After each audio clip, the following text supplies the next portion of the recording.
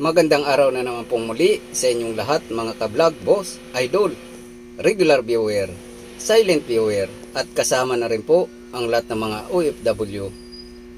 Ang gagawin ko naman ngayon ay magpapalit ako ng backhorn. So yung backhorn ay ayaw na pong gumana. So bago ko po palitan ay checkin ko po muna kung confirm na talagang ayaw siyang gumana. So lalagyan ko po ng supply yung reverse light, kasi yung reverse light po ay dito po kumukuha yung backhorn. Habang inaatras ay tutunog po yung backhorn. So ito po yung backhorn na ilalagay ko kung sakaling sira po yung nakalagay dyan. So patutunogin ko po muna.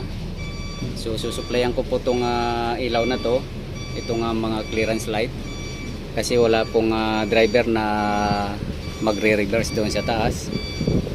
At kung i-reverse ko man po yun ay mahirap pong i-engage dahil kailangan po ng hangin.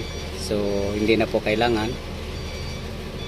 At paganahin ko na lang po yung ilaw dito para magkaroon ng power supply. So yun po ang itatap ko.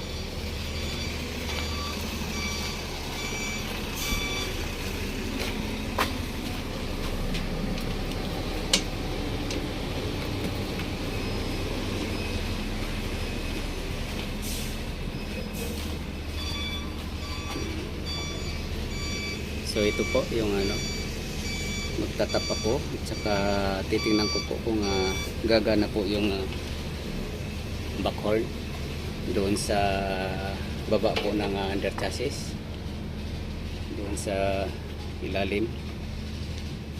So dudukutin ko po yung supply.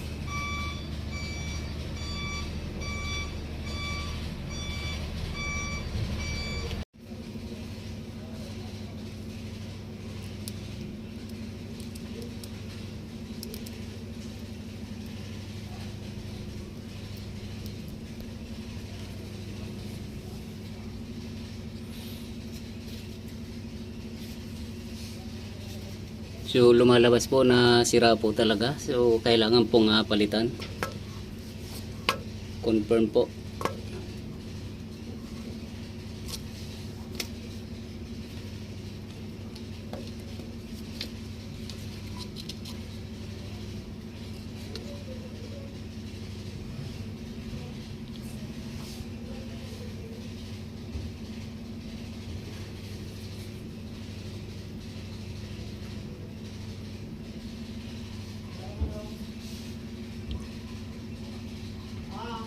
So pinalitan ko na po siya, pero itatry po natin ng actual. So ito po yung luma.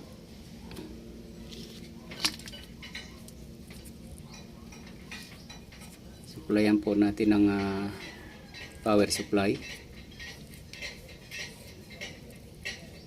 para maano po natin ang actual.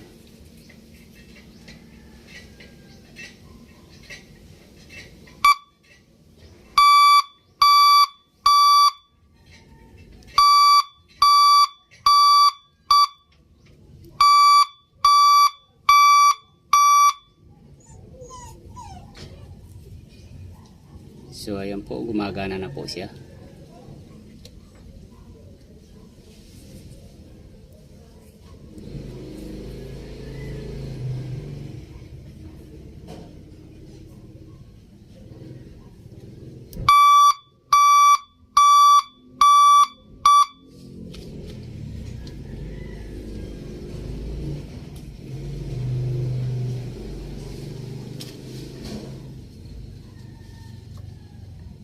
So okay na po siya.